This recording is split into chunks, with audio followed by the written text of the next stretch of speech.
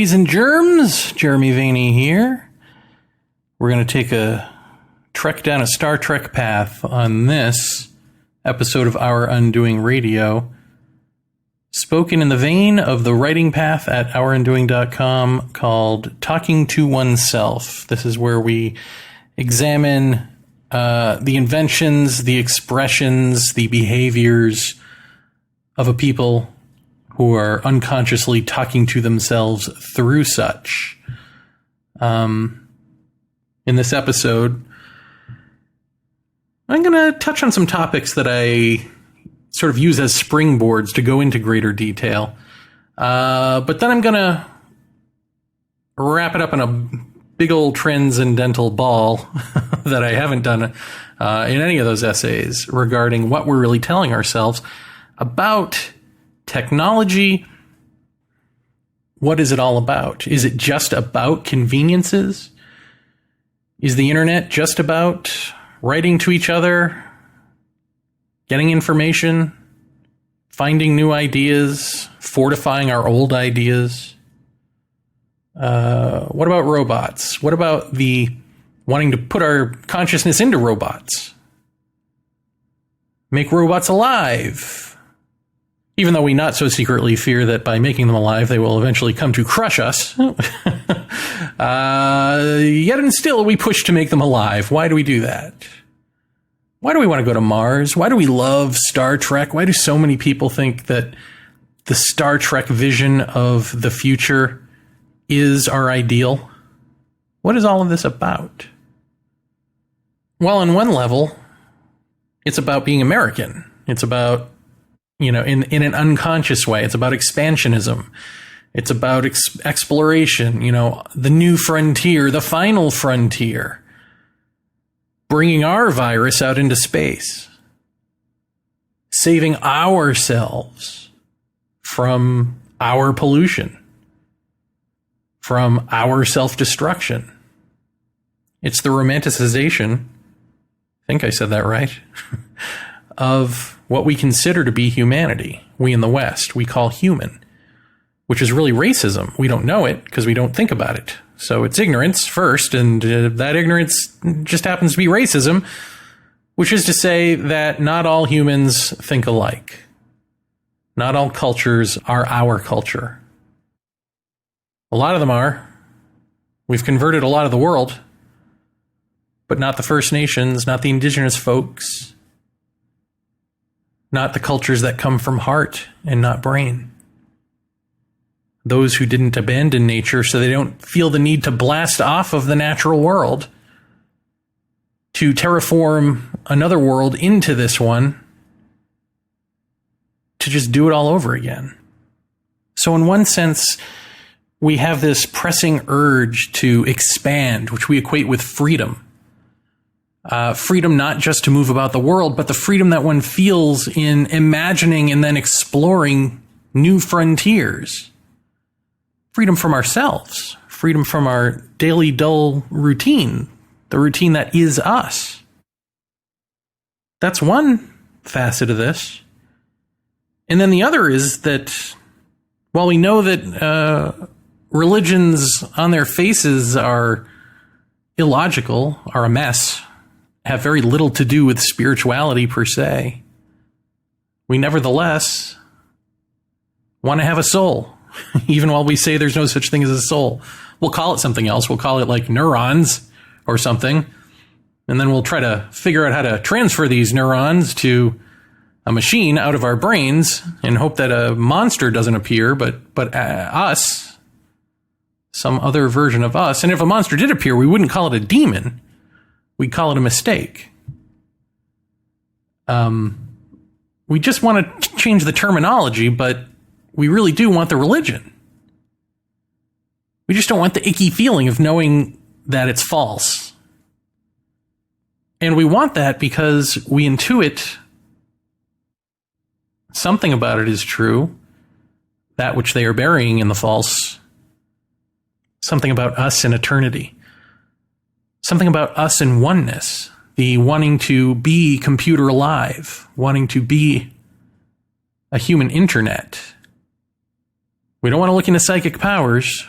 We don't want to look into the interconnectivity found within heart. No, we want to stay in the brain. We want to discover for ourselves something logical and rational, untouched by the new age, untouched by the old age. We want it to be our age. And we want to be the discoverers of it. We want to be the first people on that moon. We want to claim it. We want to own it. We want to be it. This is the dream. This is the humanist dream, anyway. Star Trek is the humanist dream. Boldly go where no one's gone before with a set of ethical rules that dictate our morality that aren't given to us from on high or from the high hand of a long dead writer. Right? We want it to come from us. We're like a hurt child who, even though there is some truth out there, we want it to be out there, be distant, because we've been hurt by people who claim truth. So we go, no, we reject all of it. No. And that rejection is a belief. The belief is a belief, the acceptance is a belief, clearly. But so is the rejection. It's a reaction. Both are reactions. And we want to live in action. We want to live free of reaction. But we don't know what that means. And so we try to control it. We try to do it. But that trying, that doing, is in fact a reaction. Is in fact a shackle. It's not freedom. And this is why our patterns follow us wherever we boldly go. I recently read online a post from someone on social media that made me kind of sad and feel icky at the same time, which was about the need to go to outer space, to become enlightened, whatever that word means. Because astronauts have talked about the effect of seeing the world. I can't remember what it's called. I'm sure some of you know it, but there's a term for it, of seeing the world as a ball, as a globe from high above. It has a sort of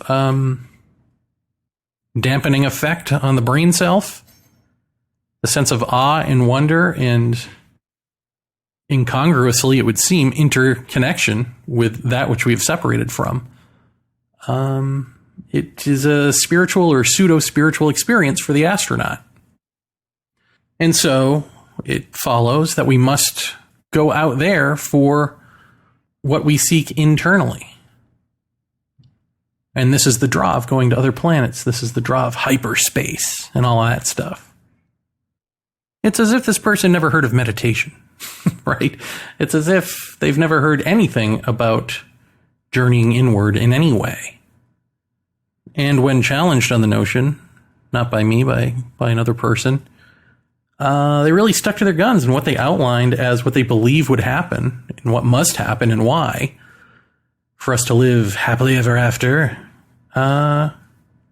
It sounded an awful lot like Buddhism, really, but a really screwed up, externalized, brainiac version of that probably wouldn't recognize that it was Buddhism. And so on this level, it's a savior mentality. So you can reject saviors all you want, but your savior is outer space.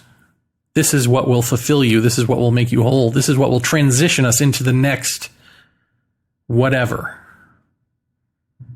I mean, people talk about higher densities and vibrational frequencies. Maybe they were talking about just going to where there's no gravity out in outer space. Do you think we'll ever learn that creating sentient robots won't make men women, won't make us life givers, won't be the same feeling as giving birth? Do you think we understand that having sentient robots, sex slaves and this sort of thing, androids, won't actually fulfill us in any way? It'll just be more clutter, more junk in our lives. that we can play pseudo God to, but even that won't feel good. I mean, all of this is a product of not feeling good. All of this is a product of discomfort. And they say that in discomfort comes creation, right? In friction comes creation. And that's true, but do we ever question whether that's the way we should be? Do we ever question if there is a way that we should be? Or do we just say, well, we can be any way we want? But it's really a lie, because any way that we want really isn't what we want. Or we'd have become it by now. Somebody would. One of these people selling you happiness would be happy. Someone's vision of the future would come to fruition and we'd be in La La Land. But that never really happens, does it? Because it's not meant to.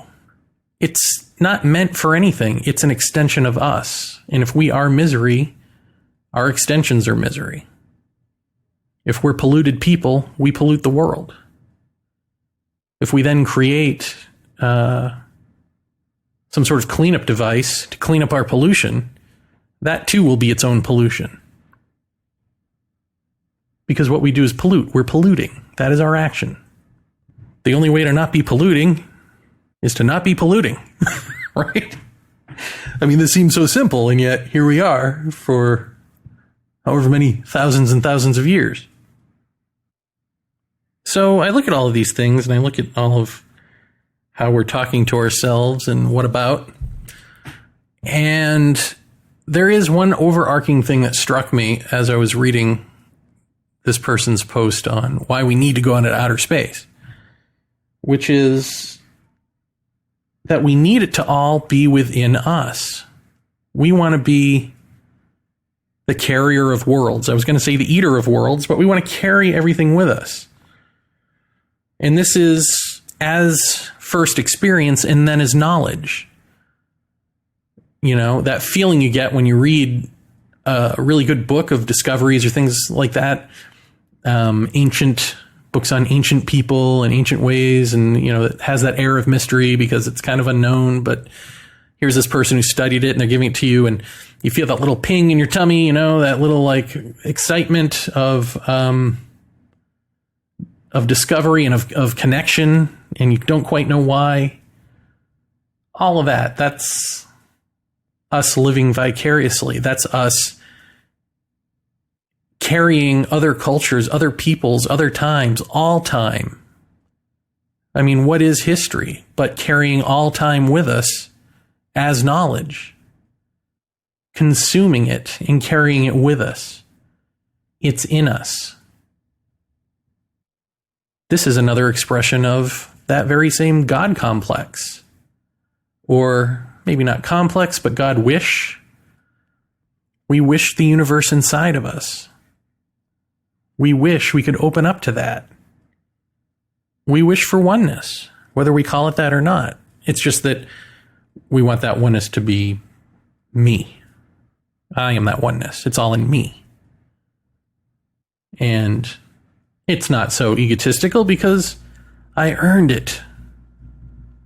I explored. I did the reading. I got the PhD. Whatever, you know. Somehow I reacted to the whole inside of me. And in that reaction, I learn.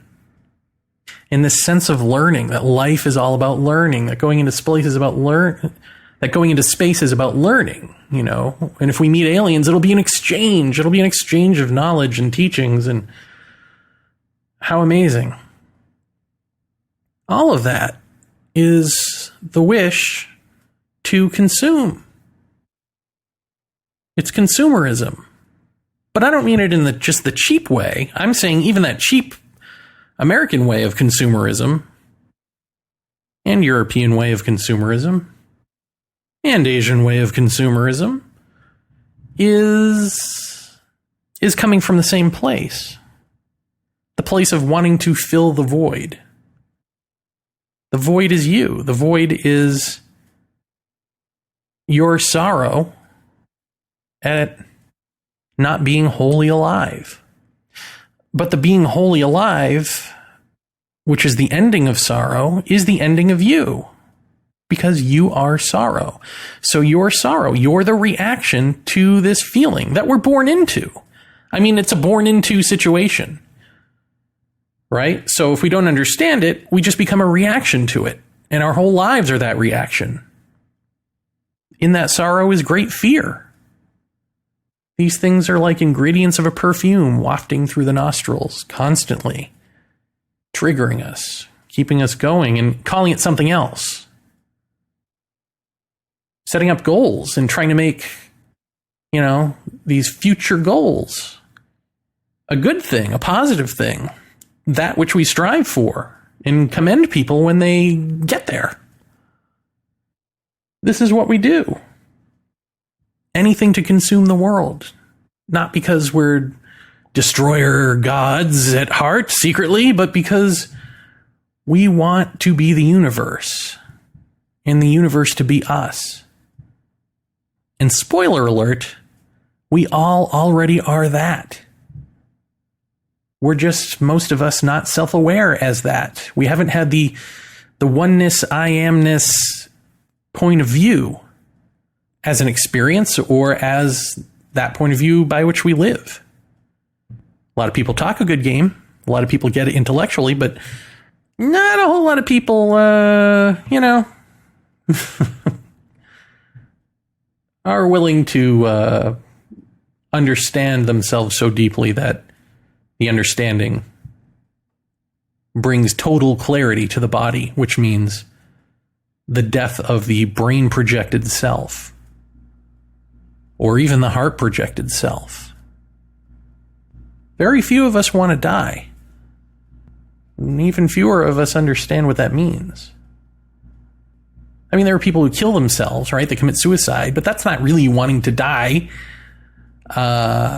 in the exploratory sense, in the sense of full understanding. That's really wanting to get out of your life, what you are right now, so drastically that the only way you know how is to cut it off at the body. Cut yourself off at the source, as it were. Because you are cut off from source. And if that misery outweighs the payoff by way too much, out you go. So people argue, well, I'm not afraid of death. Well, yeah, but you're afraid of annihilation.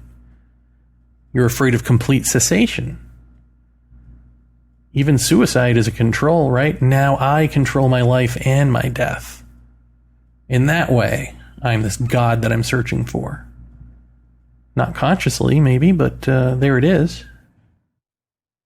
And now how lazy is Star Trek that they want everyone to speak English, right? Like through a universal translator, we all must speak the same language, and that language is English. And it's interesting, listening to Teokas and Ghost Horse as we do on this program, talk about the limits of English as a language. And it's true. We have nouns. We don't think of things in terms of energy. I mean, we do. We put that off for physics. But in our daily language, we don't speak of things as though they are energetically alive and that they are what they do. And we talk about property and we talk about war. And we have these words for these things that need to go. But instead, we invest in the words and we invest in the ideas and we keep them alive. We try to make the unnatural our nature. And the reason we do that, the reason we do all of these so-called unnatural things, so then they just come to us naturally, is because we are seeking outside ourselves, inside ourselves, however it is, because we're seeking our own wholeness. And so we're inventing these things, right? We're inventing these external situations to fill ourselves, to try to make that wholeness. Even as we simultaneously ignore what we're fundamentally doing altogether. We get lost in our inventions. We get lost in our arguments. We get lost in our entitlements, in growing our property, in delineating property, putting up lines and fences and this is mine, that is yours, therefore I exist and you exist, and here we both are. Glad we've settled that. Now get off my lawn. But if we would just sit a moment and just really, really ask ourselves what we're doing, what all of these things mean, from property to war to robots, to the drive to get off the planet to seek enlightenment inwardly even. It's sad and broken of us to not anymore acknowledge the inner. But even those who do live in the inner and live too much in themselves, live too much in themselves. They're might still not be just pondering for the sake of understanding, what is this inner? What is this outer? Why is this? And why am I asking? Our present kind of sucks. And so we have to be forward thinking. We look to the past and, some people look to the ancient past and find great mystery and can get sucked up into that. But nowadays, a lot of people just kind of are bored with it or find lies. You find that history is written by the winners. I want to be a winner. I want to write history. Therefore, I'm going to look to the future where I write the history, where I make it and then write it. And then we pretend it's written in stone and we go toward that stone. We row our little boat toward that stone. Or we have philosophical arguments and discussions about just how written in stone the future is. What's fate? What's free will? We just sort of take it on assumption that there is this thing called free will and we have the same definition of it and the same understanding. And so now we're going to ponder how much of it we have. Never mind that other peoples have done that hard work already. We can't afford to acknowledge that because we have to come to it on our own. Because that's how we consume it. It's a tasty delight. It fills us for a moment. Take it from me, I'm a fat guy. I know all about junk food. Pretty much everything we do is junk food for the soul. I guess that's what I'm getting at. But why? Because we want to be free. We want to be free thinkers. We want to be free to roam around. We want freedom like a kingdom. And we want to be the kings and queens. So really, we just want more of us. But we don't know that that's what we're saying. We want more of what we are. We want to live. We want to exist. Hence, the fear of annihilation. This is how conniving the self is. The constant struggle to be. To be or not to be. Well, you already are. What are you talking about? It's hard to see the joke of it when the joke's on you. It's even harder when the joke is you. Then who do you get mad at? I guess you just ignore it and set a course and hope that whoever you meet at the end of the wormhole you create with your newfangled starship is exactly like you. Or better yet, someone lesser than you. So you can control the situation with your false sense of compassion for them. That's on a good day. On a bad day, you end up enslaving them. What do they know? They're just savages anyway. We are, if nothing else, a wash, rinse, repeat, quote unquote, humanity. Oh, the humanity.